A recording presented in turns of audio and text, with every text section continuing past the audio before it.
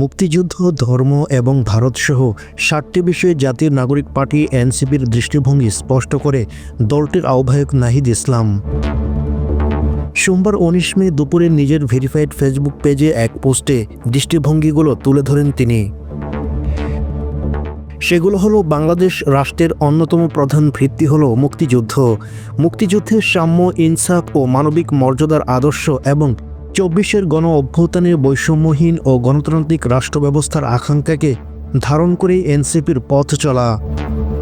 এছাড়াও আমরা বাংলার হিন্দু, মুসলিম, দলিত, উপনিবেশ বিরোধী এবং ব্রাহ্মণ্যবাদ বিরোধী সংগ্রামের ধারাবাহিকভাবে রাজনৈতিক ও ঐতিহাসিক ভিত্তি হিসেবে গ্রহণ করি। এনসিপি নাগরিকের ধর্ম, বিশ্বাস ও আন্তরিক অনুভবের প্রতি শ্রদ্ধাশীল। বৃহত্তর জনগোষ্ঠী ধর্ম ইসলাম তার নৈতিকতা এবং মানবিকতা এবং বাঙালি মুসলমানের ভাষা, সংস্কৃতি ও জীবন চর্চাকে এনসিপি মূল্যায়ন করে। সংখ্যালঘু ধর্মীয় ও নৃতাত্ত্বিক জনগোষ্ঠীর ধর্মীয়, সাংস্কৃতিক এবং নাগরিক অধিকারের সুরক্ষা নিশ্চিত করবে এনসিপি।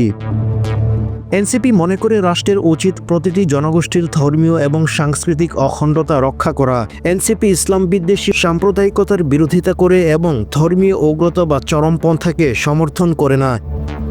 এনসিপি সেকুলারিস্ট, ধর্মতান্ত্রিক কোনো মতবাদকে আদর্শ হিসেবে বিবেচনা করে না, বরং ধর্মীয় সহ অবস্থান, সম্প্রীতি, দায়দরদ অনুশীলনের মাধ্যমে অন্তর্ভুক্তিমূলক গণতান্ত্রিক রাষ্ট্র গড়াই এনসিপির মূল লক্ষ্য।